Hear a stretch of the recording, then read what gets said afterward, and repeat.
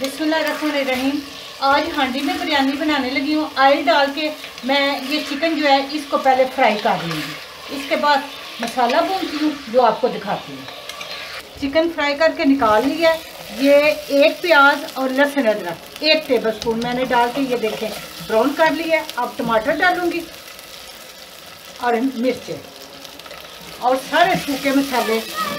ये देखिए, ये गरम मसाला साबुत, नमक और ये सारे सूखे मसाले ये मैंने डाल दिए हैं। मिर्चें 1 टेबल स्पून मैंने डाली है। ये दही डालूँगी, इससे ज़रा अच्छी तरह भून लूँ मसाला, फिर चिकन इसमें डाल देती हूँ। ये चावल जो है ये मैं पानी बॉईल कर लिया है। 2 टेबल स्पून मैंने इसमें नमक डाला है क्योंकि 2 गिलास चावल है। आप अपनी मर्ज़ी से कम या ज़्यादा कर सकते हैं। ये हाफ़ कुक करनी है, 50% इसको गलाना है। ये मैं इसकी बुनाई साथ ही थोड़ी सी कर लूँगी मसाले के साथ ताकि इसमें अच्छी तरह रच बस जाए।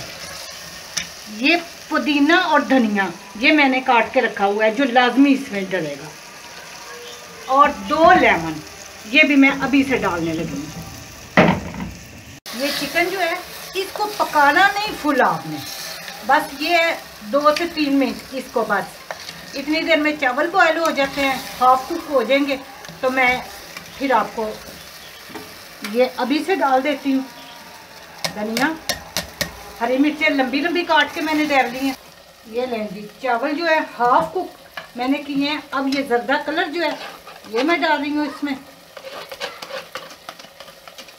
ये भी कम या ज़्यादा आप अपनी मर्जी से डालें।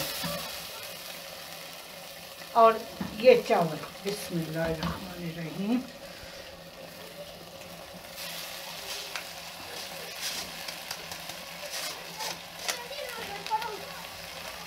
अब ये एल्युमिनियम फॉइल से इसको मैं बंद करूंगी।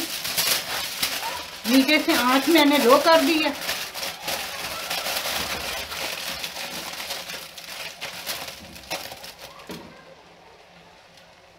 चलें जी, बेहतरीन हांडी बिरयानी जो है वो तैयार हो जाएगी। आप 12 से 15 मिनट इसको आपने रखना है।